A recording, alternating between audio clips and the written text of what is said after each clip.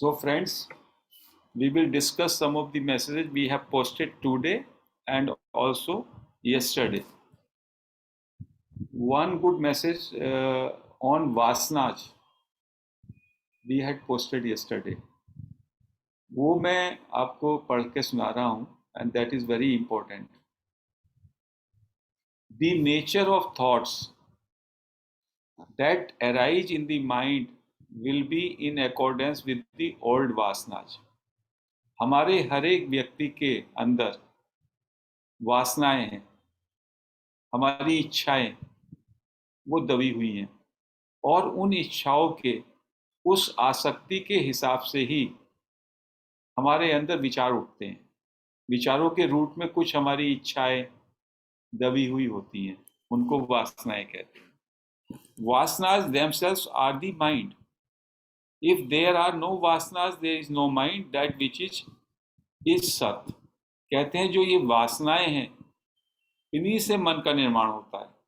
यदि वासनाएं नहीं होंगी तो मन भी नहीं होगा, केवल इजनेस रहेगी। इजनेस का मतलब है सत, होनापन मात्र, हैपन मात्र, जिसकी हम चेष्टा करते हैं, जो कि स्वरूप है।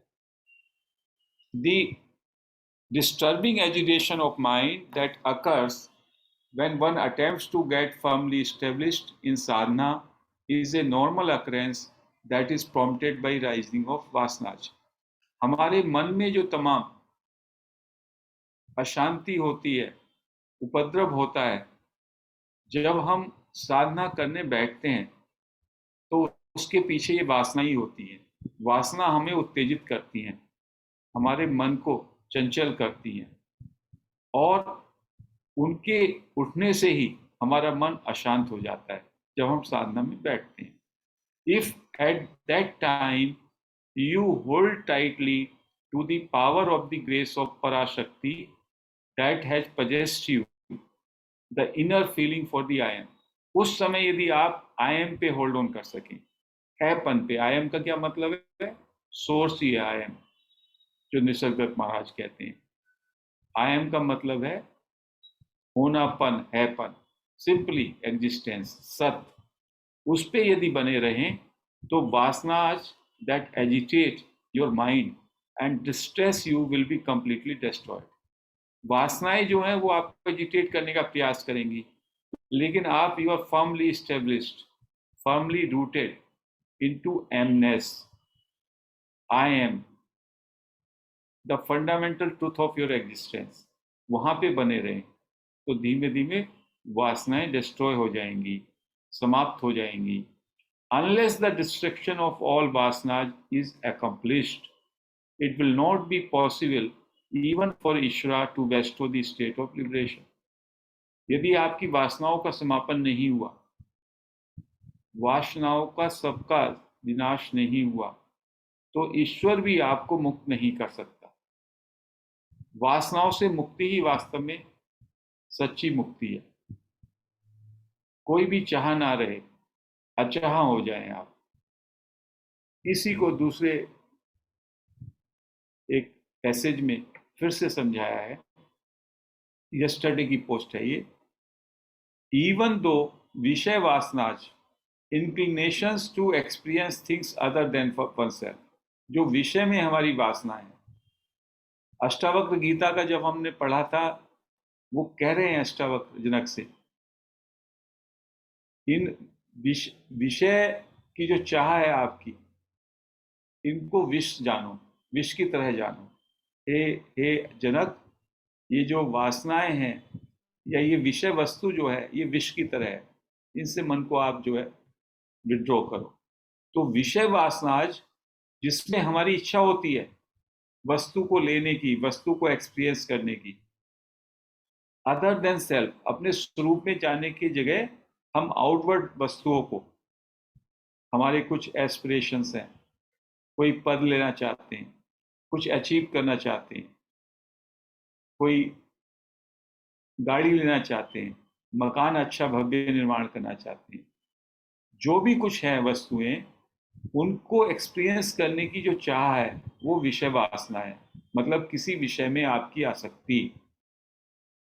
विच कम फ्रॉम टाइम इमोरियल, वो बहुत न जाने कब से, कितने टाइम से हमारे अंदर वो दबी पड़ी हैं, उनसे आ रही हैं। Rise in countless numbers like ocean waves, और वो जैसे कि ओशन में, सागर में लहरें, तरंगे उठती रहती हैं, ऐसी वो वासनाओं से हमारे मन में वो इच्छाएं उमड़ती घुमड़ती रहती हैं। They will all be annihilated when स्वरूप ध्यान meditation one's own real nature is increasingly established। जब आप अपने स्वरूप में ध्यान करेंगे, आई पे, आई को होल्ड ऑन करेंगे और आई एम पे ठहर जाएंगे, जब आप अपने स्वरूप में ठहर जाएंगे तो वो वासनाएं खत्म हो जाएंगी।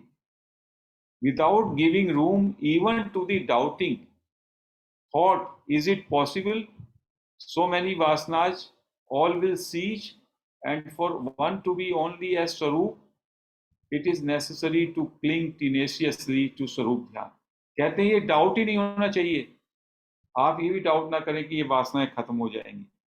स्वरूप में बस ठहर जाएं आप, आई एम में ठहर जाएं, आई को होल्ड ऑन कर लें, तो ये सारी की सारी वासनाएं खत्म हो जाएंगी बिल्कुल। इस पे डाउट नहीं करना है। However much one may be a sinner, without lamenting and weeping, I am a sinner, how am I going to be saved? If one completely terminates any thought that one is a sinner and is intensely steadfast in Sarup Dhyan, one will certainly assume or realize his own nature। कहते हैं ये doubt ना रहे, ये भी ना सोचो कि मैं तो पापी हूं, मैं कैसे इससे बाहर निकलूंगा पाप से। इन सारी आशंकाओं को छोड़ दो और केवल अपने स्वरूप में स्थित हो जाओ। स्वरूप ध्यान का क्या मतलब है? आई को होल्ड ऑन करें, आई एम में ठहर जाएं, अपने होनेपन में। होनेपन को यदि आपने पहचान लिया, एमनेस को पहचान लिया, एमनेस क्या है? It is the truth of your existence. मैं हूं, I am is simply that, मेरा होनापन। जब पहले मैं होता हूं, उसके बाद मेरा विचार या मेरा आउटवर्ड, मैं बाहर निकलता हूं। भगवान कह रहे हैं केवल बस उसी पे आप ठहर जाइए, उस सत पे। सत ही चित है, सत में ही अवेयरनेस है। यदि आप बस वहीं पे ठहर जाएं, वो आधार हमेशा है ही, लेकिन मैं तो हमेशा भागता रहता हूं, दौड़ता रहता हूं, आधार पे मैं नहीं ठहरता। जबकि आधार के बिना कुछ भी मुमकिन नहीं है, तो स्वरूप का मतलब है उस स्वरूप पे ठहर जाना। स्टे एज आई एम, मैं हूं, हैपन, दैट इज ऑल। उसी को बार बार कह रहे हैं। जिस दिन आपने उसको पहचान लिया स्वरूप को, बस उसी दिन हो गया। उसके बाद बाहर जाएंगे, लेकिन आप जब चाहेंगे आपको, you will be rooted, you will be established in your स्वरूप, in your real nature, and you will be aware of all these waves, all these happenings around you. Right now, you identify with those happenings. Then you will not identify. You will see them as a watcher. That is all. So simple and so difficult. कोई शंका नहीं करनी है, कोई doubt नहीं करना है। Maharshi Raman is giving this assurance. Just stay on I am, and you will be into Sarup. अब आज का हमने जो डाला था, इसी को रमन महर्षि ने दूसरी जगह आज एक्सप्लेन किया। दिस सेंस ऑफ आई, मैं, it pertains to the person, the body and brain. जो ये मैं कहता हूं, ये मेरे पर्सन मीन्स मेरी इंडिविजुअलिटी, व्यक्तित्व को, मेरे शरीर को, मेरे मस्तिष्क को रिप्रेजेंट करता है। ये आई, जब मैं कहता हूं मैं, तो आप समझ रहे हैं, मैं कहता हूं, अभी मैं बोल रहा हूं, तो इसमें मैं अपने पर्सन को रिप्रेजेंट कर रहा हूं, अपने बॉडी को रिप्रेजेंट कर रहा हूं, अपने मस्तिष्क को कर रहा हूं। आप सुन रहे हैं, मैं आपका नाम लेके बोल रहा हूं, मैंने आपको एक आइडेंटिटी दे रखी है। हमारा संवाद चल रहा है, इसमें everybody is representing him as a person, as a body, as a brain. यही तो हमारा है। जगत में हम सभी अपने को एक शरीर, एक मन, एक बुद्धि, एक ब्रेन की तरह मानते हैं। When a man knows his true self for the first time, something else arises from the depths of his being and takes possession of him. जब वो अपने स्वरूप को पहचान लेता है, कोई व्यक्ति अपने स्वरूप को पहचान लेता है, तो उसकी डेप्थ से, उसकी बीइंग से, उसके होनेपन के भाव से, हैपन से, उसकी गहराई से कुछ निकलता, अस्तित्व की गहराई से कुछ बाहर निकलता है, और वो उसको पोजेशन ले लेता है, इस इंडिविजुअल का, इस व्यक्ति को वो ओवरटेक कर लेता है। That something is behind the mind. और वो जो ओवरटेक करता है, जो पोजेशन लेता है, वो माइंड से बिहाइंड है, माइंड के पीछे है, मन को ट्रांसेंड करता है वो। It is infinite, divine, eternal. अनंत है वो, दिव्य है और शाश्वत है। जो वो अंदर से आता है और जो आपको पूरा पोजीशन में ले लेगा, या आपको एक तरीके से आप मेल्ट हो जाएंगे, आपकी इंडिविजुअलिटी, आपका माइंड, आपका ब्रेन सब मेल्ट हो जाएगा और वही बचेगा। वो शाश्वत है, दिव्य है, अनंत है। Some people call it the kingdom of heaven. कुछ लोग इसको, जैसे क्राइस्ट ने कहा, स्वर्ग का राज्य है। Others call it the soul. कुछ इसको सोल कहते हैं, आत्मा कहते हैं। एंड अदर्स अगेन निर्वाण। कुछ इसको निर्वाण कहते हैं। Hindus call it liberation. Hindu इसी को मुक्ति कहते हैं। You may give it what name you wish. आप इसको कुछ भी नाम दीजिए, कोई फर्क नहीं पड़ता।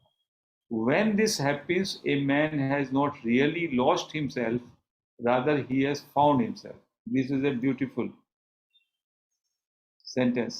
कहते हैं जब ये होता है तो उसने अपने को खोया नहीं है, रादर उसने अपने को पा लिया है। अभी खोए हुए हैं, अभी हम खोए हुए हैं, क्योंकि हम अपने को सीमित सीमाओं में बंधा हुआ एक बॉडी, एक मन, एक मस्तिष्क ये मान रहे हैं। सीमित व्यक्ति जिसका एक जन्म हुआ, जन्म किसका हुआ? इस बॉडी का जन्म हुआ, जो मरेगी। तो वो कहते हैं जब वो हो जाएगा, जब आप स्वरूप में आ जाएंगे, तो क्या होगा? जब आपके डेप्थ से कुछ ऐसा निकल के आएगा जो पोजीशन ले लेगा, तो उस समय आपने खोया नहीं है, जबकि लगेगा कि खो दिया। आपकी जो ये व्यक्तित्व है, आपकी जो ये व्यष्टि, इंडिविजुअलिटी, ये बिल्कुल खत्म हो जाएगी। But you have not lost, rather you have found your self, you have found your true self. आपने अपने स्वरूप को प्राप्त कर लिया। Unless and until a man embarks on this quest of the true self, जब तक कोई व्यक्ति इस वास्तविक सेल्फ या आत्मा की प्राप्ति में, सर्च में स्टेप नहीं चलाता, doubt and uncertainty will follow his footsteps through life. तब तक उसके मन में आशंका रहेगी, अनसर्टेनिटी रहेगी पूरे जीवन में। The greatest kings and statesman try to rule others when in their heart of hearts they know that they cannot rule themselves. बड़े से बड़े सम्राट, बड़े से बड़े नेता, वो दूसरों पे राज्य शासन करते हैं, जबकि उनके अंदर, अंतरंग में, उनके हृदय में वो जानते हैं कि वो अपने को ही शासित नहीं कर सकते, अपने को ही गवर्न नहीं कर सकते। Yet the greatest power is at the command of man who has penetrated to his inmost depth. उस व्यक्ति पे वो ग्रेटेस्ट पावर है जिसने अपनी इनर मोस्ट डेप्थ में, अंदर गहराइयों में जो उतर गया है, या गहराई से जो फोर्स आई, जो पावर आई, उसने उसको पोजेस कर लिया है। What is the use of knowing about everything else when you do not yet know who you are?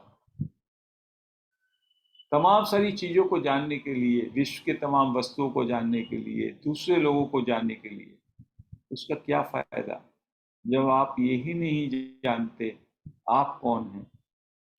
Men avoid this inquiry into the true self, but what else is there so worthy to be undertaken? महर्षि कह रहे हैं लोग avoid करते हैं ये जानना कि वो कौन है, और बाकी उसके अलावा जो जानना चाहते हैं, जिसके जानने में लगे, उसमें ऐसी क्या चीज़ है जिसको जानना है, जिसके लिए आप इतना कोशिश करते हैं छोटी छोटी चीज़ें जानने के लिए? The only thing worth knowing is to know yourself. Once you have known yourself, once you have found yourself, nothing remains to know. Everything is known. Till then, you continue knowing each and everything, but that is not worthy. Only thing to be worthy is to know your true self, to know who you are. This is what Bhagwan is saying. Then there was a quote from Maharshi: success develops arrogance, and the man's spiritual progress is thus arrested. हमारे जीवन में सफलता आती है, सफलता से हम लोग बहुत खुश भी होते हैं, बट सफलता से हमें घमंड आ जाता है, दर्प आ जाता है, अहंकार को पोषण मिलता है, और फिर हमारी आध्यात्मिक प्रगति जो है वो उससे संयमित हो जाती है, अरेस्ट हो जाती है. Failure on the other hand is beneficial. महर्षि कहते हैं असफलता वास्तव में लाभदायक है. In as much as it opens the eyes of the man to his limitations and prepares him to surrender himself. उससे उस व्यक्ति की आंखें खुलती हैं कि उसकी सीमाएं हैं. Everything is not in his hands. और उन लिमिटेशंस में जब उसको लगता है असफलता के कारण, जब वो लिमिटेशंस उसको झकझोरती हैं, तो वो सरेंडर के भाव में चला जाता है, समर्पण के भाव में. Surrendering to the higher force, the divinity. और जब वो उसको प्रिपेयर होता है वो सरेंडर के लिए, तो वो भक्ति के द्वारा ही realises the self. There was one more quote that is also beautiful, that also we need to discuss. Do you take this body to be भगवान? भगवान से किसी ने पूछा था भगवान आप चले जाएंगे, मैं आपको नहीं मिल पाता हूं, तो भगवान ने कहा क्या आप इस बॉडी को भगवान कह रहे हैं? इस बॉडी को आप भगवान मानते हैं? मेरे इस शरीर को भगवान मानते हैं? Do you think the prophet is dead? क्या आप समझते हो पैगंबर मोहम्मद का मृत्यु हो गया? Then is Buddha dead? क्या बुद्ध समाप्त हो गए? Is Jesus Christ dead? क्या जीसस क्राइस्ट का देहांत हो गया? इज आदि शंकरा डेड? क्या आदि शंकरा की मृत्यु हो गई? Are they not guiding? भगवान कहते हैं क्या आज वो आपको गाइड नहीं कर रहे? Hundreds of thousands of people even today are guided by them. आज भी उनको गाइड कर रहे हैं, वो जीसस कर रहे हैं, प्रोफेट कर रहे हैं, महावीरा कर रहे हैं, बुद्ध कर रहे हैं, आदिशंकरा कर रहे हैं. Are they not living in the heart? क्या वो हमारे हृदय में नहीं रहते टीचिंग से माध्यम से? A living guru means the one living in one's heart as a Guru.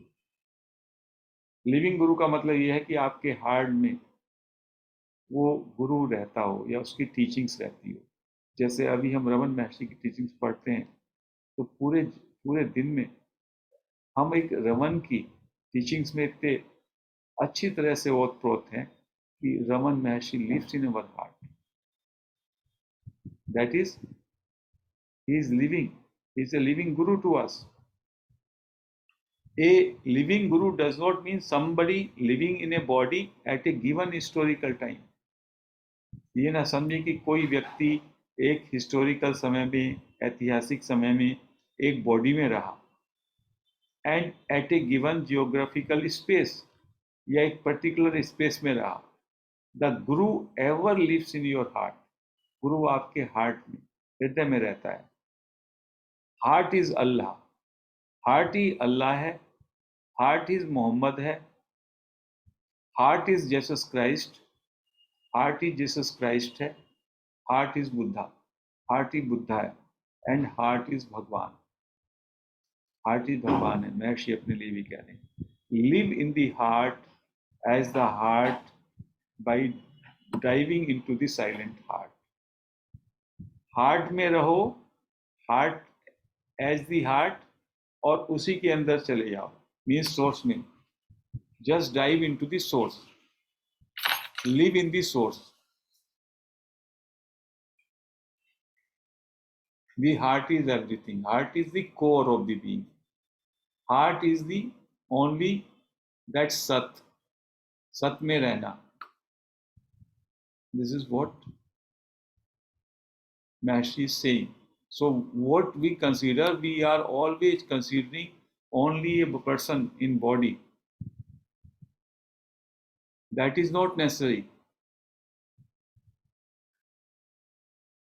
So that is also very, very important to understand that when we discuss teachings of that particular masters, or like on this platform continuously, we are receiving or we are discussing different messages and quotes from Maharishi. So Maharishi is a living sage for us. He is living in our heart. उनकी teaching से रोम रोम में वो हमको guide कर रहे हैं. His grace is there. सो आज हम इस डिस्कशन को यहीं पे विराम देते हैं.